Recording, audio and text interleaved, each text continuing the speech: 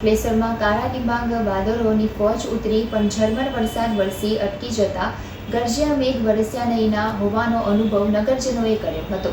વીજળીના કડાકા ભડાકા જોડે અચાનક બપોર બાદ વાતાવરણમાં પલટો જોવા મળ્યો હતો।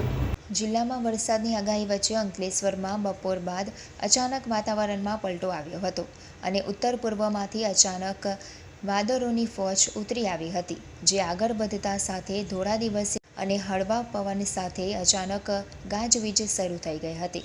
વીજળીના કડાકા ભડાકા સાથે વરસાદની ધીમી શરૂઆત થઈ હતી। ઝરમર વરસાદની હેલી વચ્ચે અચાનક જ વરસાદ થંભી ગયો હતો।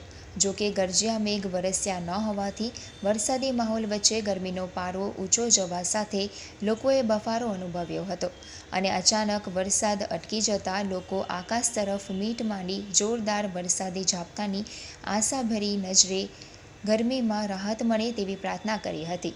આ વચ્ચે બાળકો દ્વારા હળવા વરસાદનો લાવો લઈ વરસાદની મોજ પણ માણી હતી।